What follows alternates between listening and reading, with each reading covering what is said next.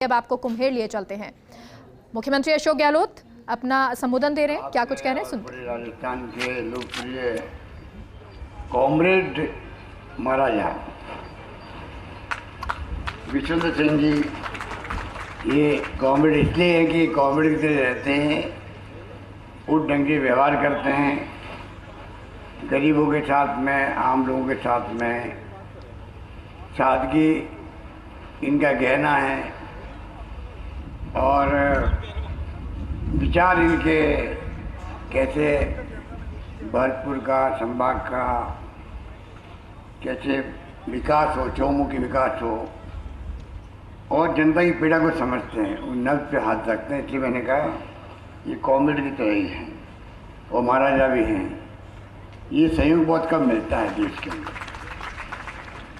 हमारे प्रभारी मंत्री भाई रमेश मीणा जी, बजरंगलाल यादव साहब, सुभाष गर्ग जी, वाजिद अली साहब, अमर सिंह जी साहब और परम श्रद्धेय पंडित रामकिशन जी, पूर्व सांसद, और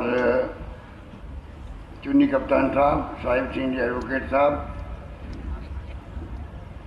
शिखा फौजदार जी प्रधान जी, कविता फौजदार जी प्रधान कुम्हेर, निरंजन जी चेयरमैन जी, राजीव सिंह जी चेयरमैन कुम्हेर, धर्मेंद्र शर्मा जी पूर्व AICC के सदस्य और तमाम यहाँ पर जिला कलेक्टर अभिजीत कुमार और तमाम अधिकारीगण, यहाँ उपस्थित तमाम हमारे भाइयों और बहनों, नौजवान साथियों और खिलाड़ियों, प्यारे बच्चों, मुझे बहुत ही खुशी की अनुभूति हो रही है। गिरिराज महाराज और महाराज सूर्यमणि की धरती पर आज जो ये शानदार कार्यक्रम राजीव गांधी ग्रामीण ओलंपिक खेल महोत्सव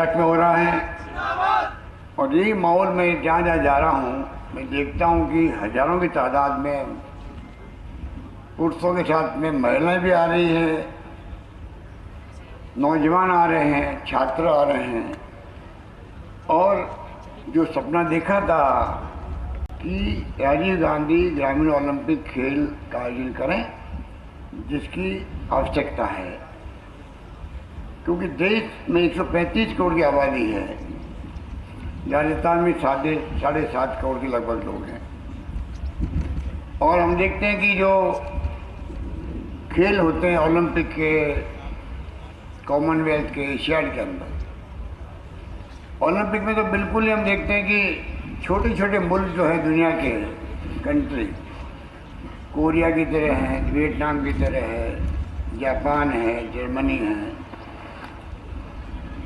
यहाँ पे चाइना या अमेरिका, इंग्लैंड, वो लोग ले आते मेडल और इतने बड़े मुल्क के अंदर प्रतिभाओं की कमी नहीं है। हमारे नौजवानों में जज्बा है,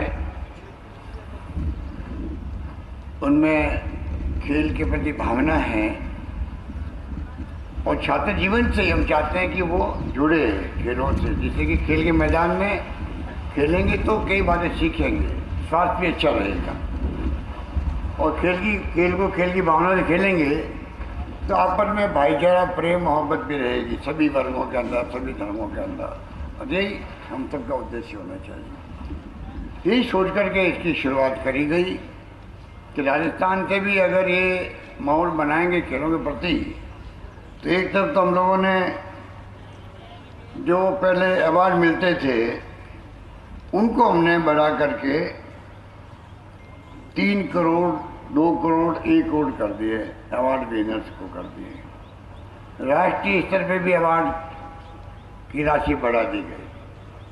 कोचेज को भी हम लोगों ने, खिलाड़ियों को पेंशन प्रोवाइड कर दी गई। सरकारी नौकरियों में भी 2% आरक्षण कर दिया गया खिलाड़ियों का। आउट ऑफ टर्न नौकरी जो है, जो अवार्ड विनर्स हैं, उनको अभी तक हम 229 नौकरी दे चुके हैं, उसमें DOSP रैंक के ऑफिसर भी हैं।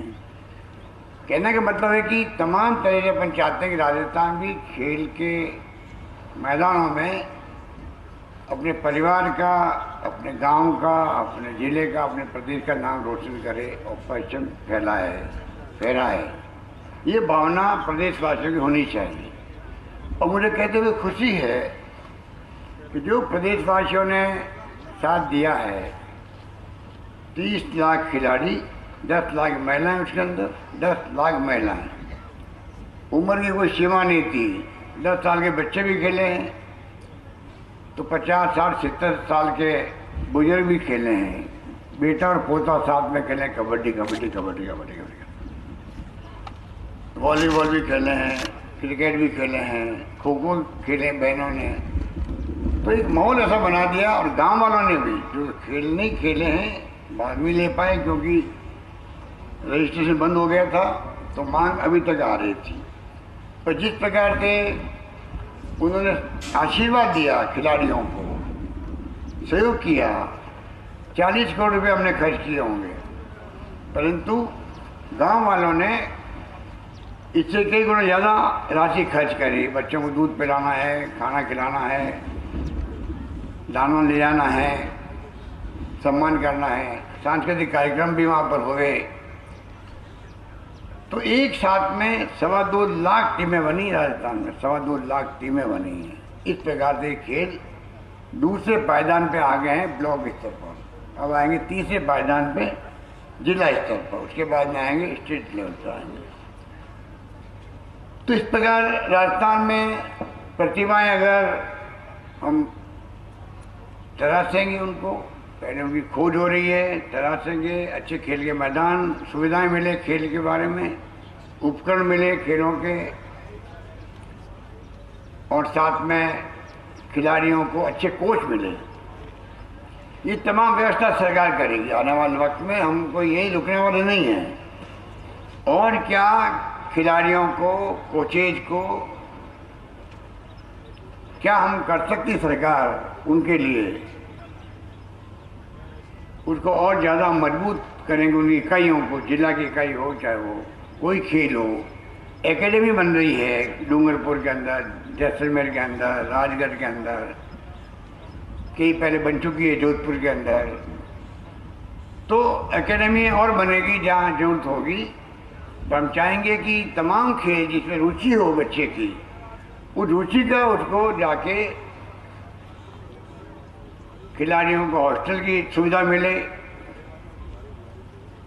उनके लिए अच्छे स्टेडियम हो। सारे ज़िले में हम स्टेडियम बना रहे हैं, सारे पंचायत समिति हेडक्वार्टर पर, हेडक्वार्टर में चाहेंगे कि वहाँ पे भी स्टेडियम बने, छोटे बड़े।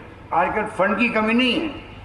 आजकल आप देखिए एमएलए के फंड अलग हैं, एमपी के बाद फंड अलग है, सरकार पूरा प्रोत्साहन दे रही है। तो फिर किस बात की कमी है? ये तो काम वो है जो स्वस्थ रखता है, हेल्थ अच्छी रखता है, बीमार नहीं पड़ता आदमी खेलता है, खिलाड़ी होता वो।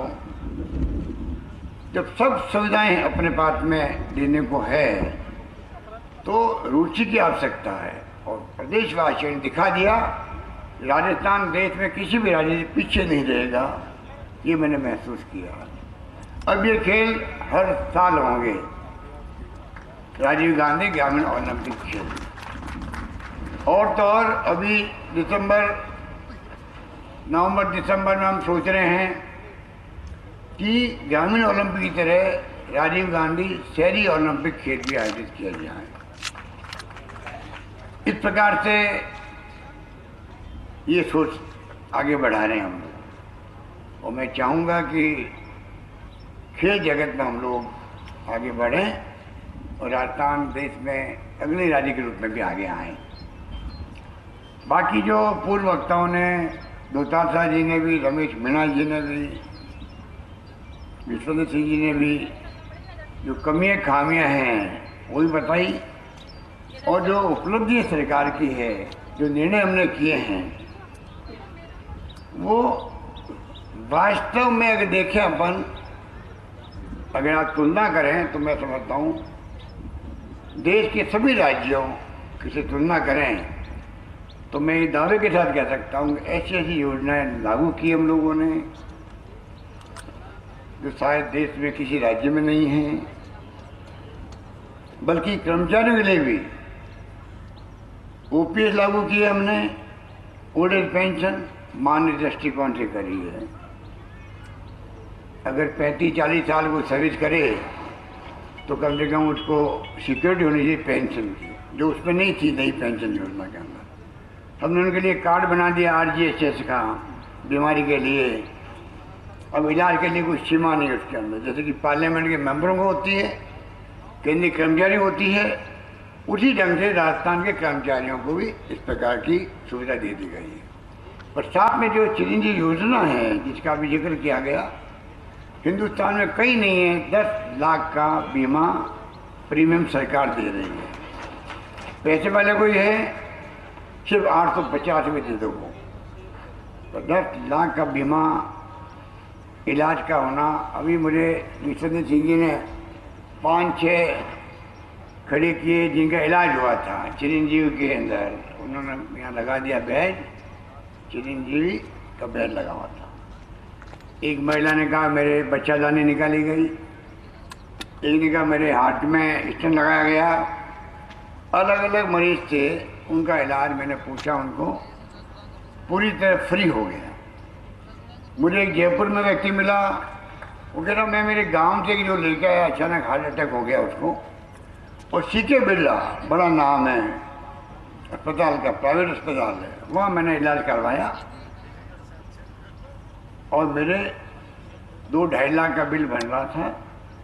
और चिरंजीव के कारण से मेरे को सिर्फ 160 रुपये मेरी टैक्सी का भाड़ा लगा और कोई पैसा खर्च नहीं हुआ।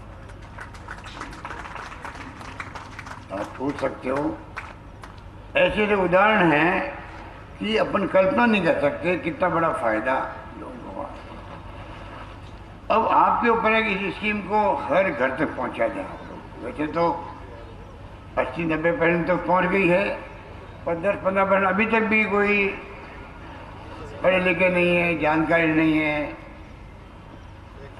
तो उनकी हमारी ड्यूटी बनती है, कर्तव्य बनता है हम उनकी सेवा भी करें। तो मैं आपसे अपील करना चाहूँगा, हर परिवार, ये पूरे राजस्थान में हर परिवार के लिए है, चाहे अमीर हो गरीब हो। अमीर तो आएगा ही नहीं, वो तो और बड़े अस्पताल में जाएगा। सबके लिए स्कीम है ये, और एकमात्र राजस्थान है। भारत सरकार की स्कीम जो है वो भी 1-3 लोगों के लिए भी नहीं है, वो खाली SSE का एक सर्वे है उसके लिए है वो खाली। हमारी स्कीम पूरे प्रदेश वासियों के लिए है, नंबर 1। नंबर 2 मैंने आपको कहा 10 लाख का बीमा। नंबर 3 आपको जान के खुशी होगी, 10 लाख में से आपके 4 लाख खर्च हो गए और 6 लाख ही बचे हैं बीमे के अंदर। और घर में कोई ऐसी बीमारी आ गई, किडनी खराब हो गई या लंग्स खराब हो गए, कि आपके कोई बोन मेरो ट्रांसप्लांट करना है, हार्ट ट्रांसप्लांट होने लग गया आजकल, तो इक्का दुक्का जो मर के आते हैं ऑक्सीजन में, उनका हार्ट काम आ जाता है। बहुत क्रांति हो गई मेडिकल साइंस के अंदर। लीवर खराब हो गया, ट्रांसप्लांट होता है, उसे 15-20 लाख रुपए लग सकते हैं। आपको जान के खुशी होगी, और देश में दुनिया में विश्वास भी लोगों नहीं हो सकता है कि राजस्थान सरकार वो सरकार है जो 6 लाख बढ़ गए, वो तो बचे रहेंगे उसके आगे के लिए। और 15 लाख खर्च हो या 17 लाख खर्च हो या 20 लाख खर्च हो, उस परिवार को पूरा खर्चा सरकार देगी उसका ट्रांसप्लांट कराने के लिए। ऐसी योजना कहीं हो ही नहीं सकती, अभी तक कहीं नहीं हुई है। और नंबर 3, इसके साथ में बीमा कर दिया गया है एक्सीडेंट का भी। भगवान करे कोई एक्सीडेंट नहीं हो, रोड अखबार पढ़ते हैं कितने एक्सीडेंट हो रहे हैं, कितने लोग मर जाते हैं। और खाली रोड एक्सीडेंट नहीं है, और कोई कांड एक्सीडेंट में लोग मर गए, ऊपर से गिर गए कोई, या पानी में डूब गए। और बरसात इतनी अच्छी मानसून आई है, किसान बहुत खुश है। इस बार 70 साल के बाद में इतनी शानदार बरसात हुई राजस्थान के अंदर, फसलें खूब अच्छी बनी है, लहला रही है, किसान खुशहाल हो रहा है, बहुत खुश है। पर कई लोग डूब के मर गए हैं। तो ये चिरंजीवी योजना वो योजना है, उसके अंतर्गत 5 लाख का बीमा कर दिया गया है। जो डेथ हो गई, मर गए हैं, उनके घर में 5 लाख रुपये पहुँच गए हैं। तो आप सोचिएगा कि इसमें ये फ़ायदा भी एक्सीडेंट का लाभ भी मिल सकता है। और एक और बात है कि ज़माना आज कंप्यूटर का, ईमेल का, आपका ये मोबाइल का है। जो राजीव गांधी का सपना था, जिनके नाम से मैच हो रहे हैं, 21वीं सदी में ले जाना देश को, दुनिया के विकसित राष्ट्र और हम पीछे नहीं रहे हैं, ये उनका सपना था। ऐसे क्रांतिकारी काम कहीं करें, उनकी सोच थी। उसके according to mister Sam Pitroda जो थे, जिनको बनाया गया यहाँ पर मिशन का चेयरमैन। आज बताइए, आज हिंदुस्तान में क्रांति हो गई है, मोबाइल फ़ोन आ गए हैं, दुनिया से हम जुड़ गए हैं, सब जानकारी है। बच्चे छोटे हमसे भी आगे मोबाइल चलाते हैं। पर गरीब आदमियों के घरों में आज भी मोबाइल फ़ोन नहीं होते, स्मार्टफोन नहीं होते। स्मार्टफोन महंगा होता है, ऑर्डिनरी फ़ोन तो मिल जाता है। स्मार्टफोन में सब सुविधाएं हैं। आप पिक्चर देख सकते हो आराम से, आप आपस में बात करते हो, आपस में दो परिवार के लोग आपस में फ़ोटो देखते हो, बात कर सकते हैं, हालचाल पूछ सकते हैं। सरकारी स्कीमें जितनी भी है उनकी जानकारी प्राप्त कर सकते हैं। ई मित्र में जो जानकारी है वो सब आपको मोबाइल में मिल सकती है। सरकार के आगे और क्या योजना आने वाली वो मालूम पड़ सकती है। लाभार्थी कौन कौन है वो मालूम पड़ सकता है। गूगल के माध्यम से जानकारी, ज्ञान प्राप्त कर सकते हैं। बच्चे जो होशियार है, पढ़ लिखना चाहते हैं, वो पता नहीं कहाँ के काम पहुँच सकते हैं। तो हमने क्या तय किया है, एक तरफ तो इंग्लिश स्कूल खोल रहे हैं, क्योंकि अंग्रेजी का ज्ञान होना बड़ा आवश्यक है हिंदी के साथ साथ। हिंदी तो ही हमारी मातृभाषा। मैं हर जगह बोलता हूँ कि मैं खुद इंग्लिश के खिलाफ था बचपन के अंदर, इसलिए हमारी इंग्लिश अच्छी नहीं बन पाई। तो आज मैंने महसूस किया पूरी दुनिया की इंग्लिश लैंग्वेज ऐसी हो गई है, उसमें पढ़े लिखे बच्चे हमारे राजस्थान के देश के धूम मचा हुए, अमेरिका में, इंग्लैंड में, जर्मनी में, जापान में, सब जगह, क्योंकि वो एक्सपर्ट हैं इंग्लिश के माध्यम से। कंप्यूटर में भी, मोबाइल फ़ोन के अंदर भी, आईटी सेक्टर के अंदर भी। हालांकि आजकल हिंदी का भी उसमें आने लग गया, पर इंग्लिश ही उनके लिए, अमेरिका के लिए। तो एक तरफ तो हमारे धोता साहब थे शिक्षा मंत्री, तब स्कूलें खोलने लगी है और भीड़ पड़ रही बच्चों की वहाँ पर एडमिशन के लिए, लॉटरी खोलनी पड़ रही है, ये स्थिति है। और दूसरी तरफ हमने तय किया है तमाम महिलाओं को 1,35,00,000 महिलाएं परिवार हैं राजस्थान में अभी तक जुड़े हैं। 1,35,00,000 परिवारों को, महिला को मुखिया बनाया गया घर का। उन सबको स्मार्टफोन दिए जाएंगे, नंबर 1। नंबर 2, 3 साल की इंटरनेट सेवाएं फ्री दी जाएगी उस मोबाइल फ़ोन के अंदर, स्मार्टफोन के अंदर। या ताली कम बढ़ रही, इसका मतलब यहाँ फ़ोन कम यूज करते हैं, मोबाइल फ़ोन कम यूज करते हैं। मोबाइल फ़ोन शायद आप कम यूज करते लगते हो। मोबाइल स्मार्टफोन का बहुत क्रांतिकारी फैसला है और हम चाहते हैं कि महिलाओं का सशक्तिकरण हो, पूरा परिवार उसका लाभ उठा सके। ये सोच करके ये स्कीम लागू की जा रही है। बच्चे इंग्लिश में बात करने लगे। बच्चे, 2 बच्चों ने गाना बना दिया, बताइए श्री योजना पे। मैं उनको अपनी ओर से, आप सबकी ओर से आशीर्वाद देना चाहता हूँ। उनका गाना वायरल हो गया है हिंदुस्तान भर के अंदर। जो बच्चे आज अभी खड़ी थी भरतपुर के अंदर, अभी आपके इस फंक्शन में, उन बच्चों को मैंने सुना है मोबाइल के अंदर। ये गाना वायरल हो गया, हिंदुस्तान भर के लोग सुन रहे हैं उसको। ये है इसका कमाल मोबाइल फ़ोन का, स्मार्टफोन का। इसलिए मैं कहना चाहूँगा कि सरकार पानी में योजना दीजिए। आपके यहाँ योजना है, पानी की कमी बहुत भयंकर है, मुझे मालूम है। हरियाणा वाले सहयोग करते नहीं हैं। और गुड़गांव के कैनाल का पानी की बात तो मांग ठीक कर रहे हैं आप लोग, प्रयास करेंगे, भारत सरकार को भी लिखेंगे, हरियाणा गवर्नमेंट को लिखेंगे कि आप लंबे अरसे से पानी दे नहीं पा रहे हम लोगों को। झगड़ा पंजाब, हरियाणा, राजस्थान के चल रहे हैं और पानी मिल नहीं रहा है। उसके कारण से हम लोग बहुत तकलीफ के अंदर भी हैं। कैसे पानी मिले, ये हमारा आगे प्रयास रहेगा, जिससे कि आपके भरतपुर में और इसका लाभ मिल सके। और वैसे हमने चंबल से जो है पानी लाने का, आपको याद होगा 20 साल पहले जब मैं मुख्यमंत्री था तब मैंने पानी की योजना चंबल से लाने का तय किया था।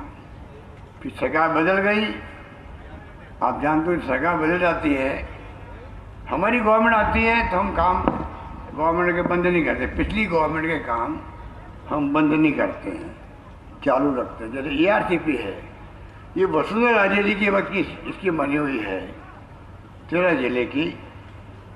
हम संघर्ष कर रहे हैं केंद्र सरकार से, राष्ट्रीय परियोजना घोषित करो, और इस योजना को हम आगे बढ़ा रहे हैं। और 9,000 करोड़ रुपये मैंने रख भी दिए हैं, जब तक केंद्र के नहीं आए, वो हमारी मांग स्वीकार नहीं करे, काम रुकना नहीं चाहिए, इसलिए हमने उसको कायम रखा है।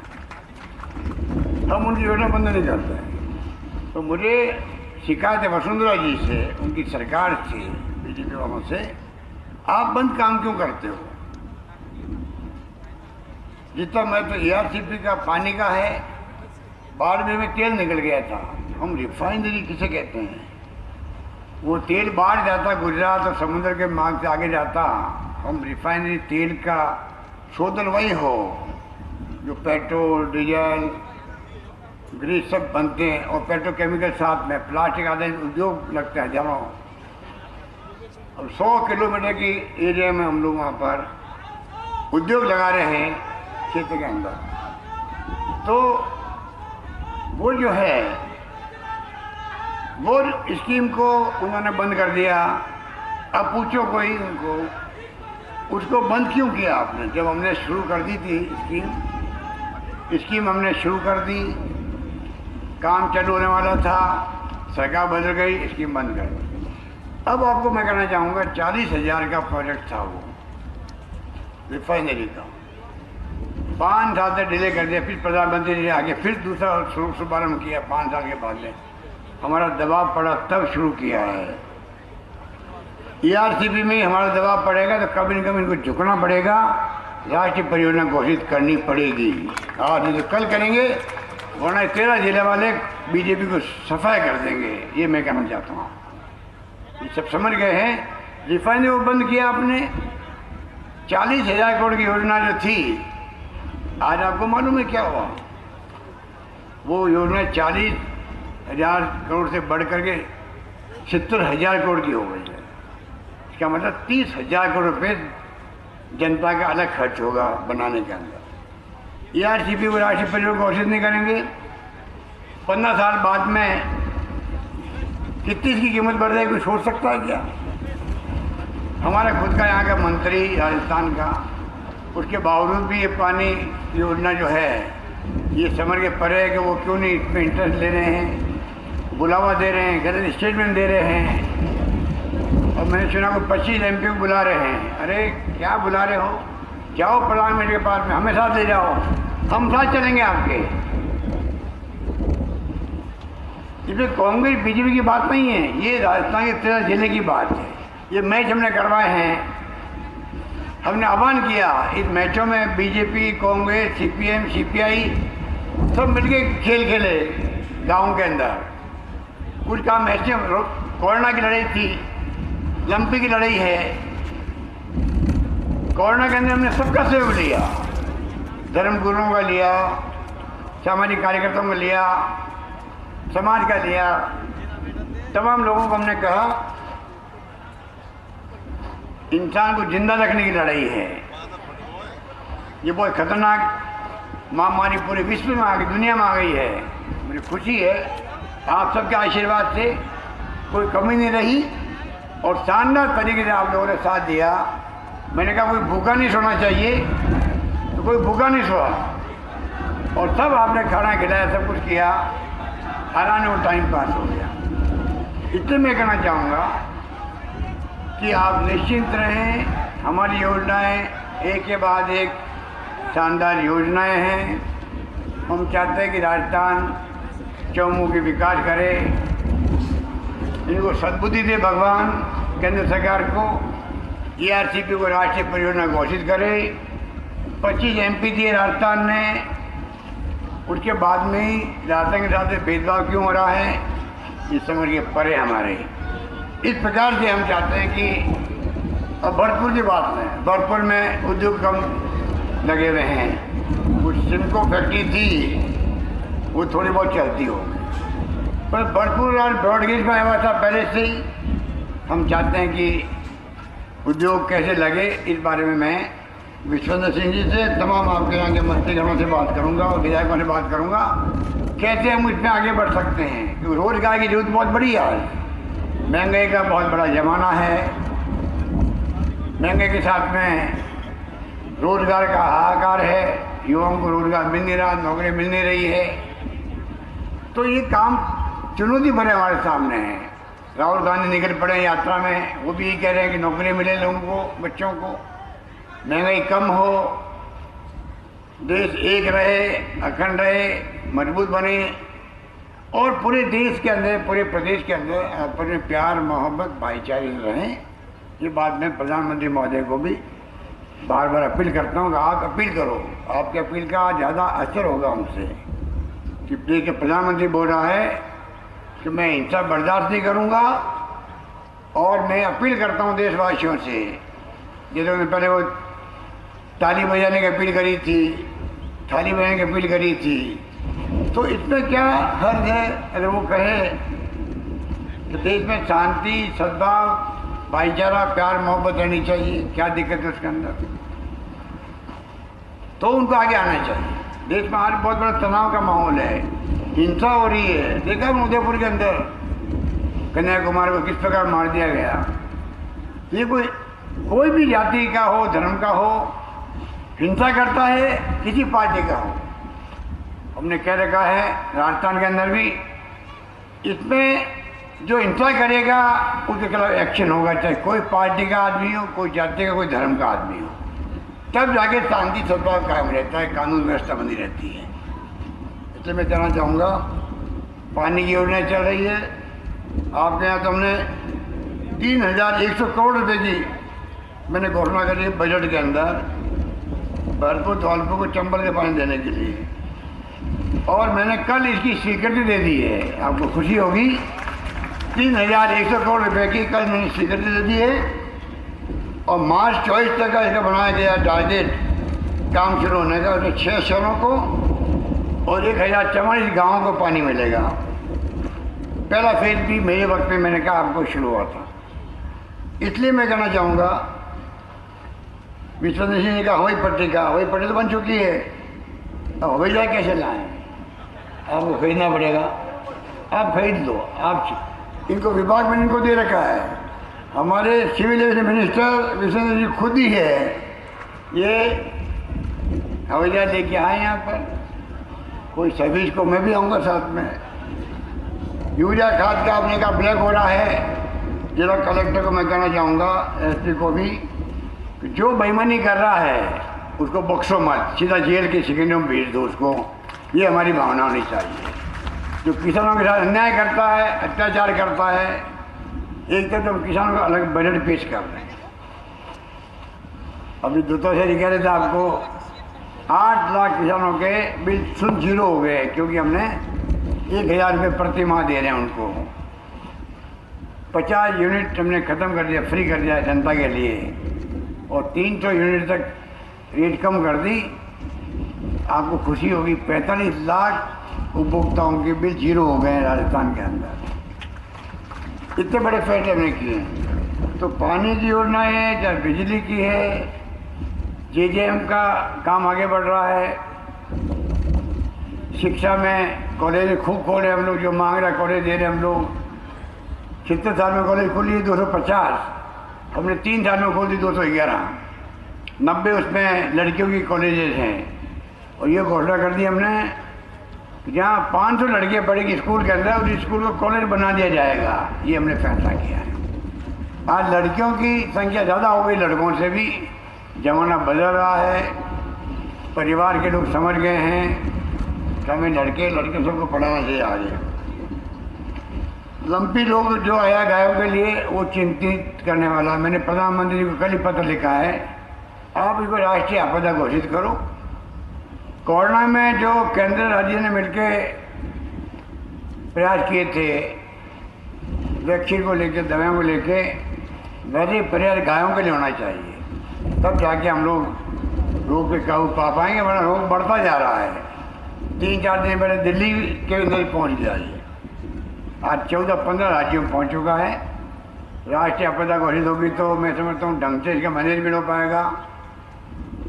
दवाएँ इसकी नहीं होती है, वैक्सीन अभी बनी नहीं। अब जाके परसों मैंने सुना मोदी जी के भाषण में कि शायद वैक्सीन बनी है। हम चाहेंगे ज़्यादा हमें मिले, क्योंकि तकलीफ में हम लोग ज़्यादा है राजस्थान वाले, उस पर हमारा प्रयास जारी है।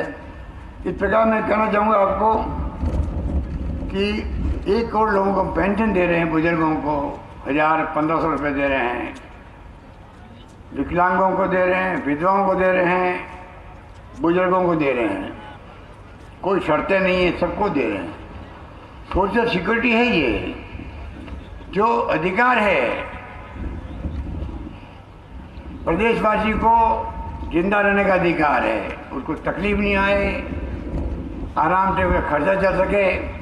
दुनिया के मुल्कों में है ये, पता नहीं प्रधानमंत्री ने क्यों कहते रेवड़ियाँ बट रही है। दुनिया के मुल्कों में, इंग्लैंड में, अमेरिका में, सब जगह वीकली पैसा मिलता है लोगों को। तो आज हमारे देश की स्थिति अब वो नहीं बनी है। पिछले साल के बाद में भी हम क्या स्कीम चला रहे हैं, तो क्या ये स्कीम नहीं है कि आप पेंशन दो लोगों को, हर परिवार को पेंशन दो जिसको ज़रूरत है। पेंशन वही लेगा जिसको ज़रूरत है, वरना क्यों लेगा वो। कोरोना के अंदर हम लोगों ने घर बैठे हुए 1000 5 बार मैंने पैसे भेजे लोगों को, गरीबों को। एक बार 1500 रुपये भेजे हमने, पूरा काम किया गया।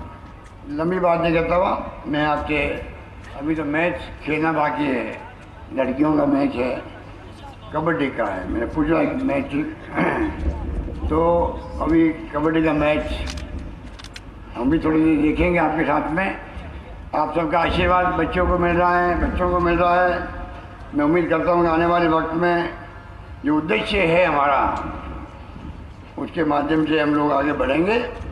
और जैसा मेरे पूर्व वक्तों ने कहा है, कोई कमी नहीं रखेंगे। आपने भी तो कमी नहीं रखी, आपने सारी सीटें जिता दी हमें कम से करीब बरसू वालों ने। तो बरसू वाले जितने लोग हैं उनको मैं कितना धन्यवाद दूं, मेरे पास शब्द नहीं है। सब सीटें हमें जिता दी, कांग्रेस को, सरकार को बनाई हमारी आपने, तो हमारी नैतिक जिम्मेवारी बनती है हम आपके लिए क्या कर सकते हैं। मैं आपसे वादा करता हूँ, भरतपुर हमारे दिल के अंदर है। भरतपुर यूपी के बॉर्डर पर आया हुआ है, धौलपुर आपके मध्य प्रदेश के बॉर्डर पर है। बॉर्डर डिस्ट्रिक्टों में ज़्यादा काम होने चाहिए, पिछड़ापन नहीं रहे। यहाँ के लोगों का संस्कार, संस्कृति बदलनी चाहिए गांव के अंदर, जिससे कि बड़े बच्चे बड़े होके जिनके कंधों में भार आएगा राजस्थान का भी और देश का भी, वो सक्षम बन सके, योग्य बन सके और सपने देख सके। जैसा डॉक्टर एपीजे अब्दुल कलाम ने कहा था, सपना देख के सीख सके बच्चे। करौली हो, धौलपुर हो, भरतपुर हो, माधोपुर हो, जितना भी एरिया है, यहाँ मैं समझता हूँ कि ज़्यादा जरूरत है प्यार की, मोहब्बत की, भाईचारे की आपस के अंदर। और वो काम होगा तब जाकर ये इलाका और ज़्यादा तेज गति से प्रगति करेगा। हमने राजस्थान में हर ब्लॉक में औद्योगिक क्षेत्र खोल रहे हैं, कोई कमी नहीं रख रहे। मेरे पास वक्त नहीं, मैं आपको बताऊँ 2 घंटे खड़ा होके इतनी स्कीम लाए हम लोग। वो आप मोबाइल फ़ोन पे घर पे देख सकते हैं, ऐप सबसे बने हुए हैं। एक के बाद एक योजना लेके आए हैं, उसका लाभ आप उठाएं। यही बात करता हूँ, मैं अपनी बात समाप्त करता हूँ। धन्यवाद, जय हिंद, धन्यवाद। मैं माननीय मुख्यमंत्री महोदय जी से अनुरोध करूंगा कि इस प्रतियोगिता के समाप्त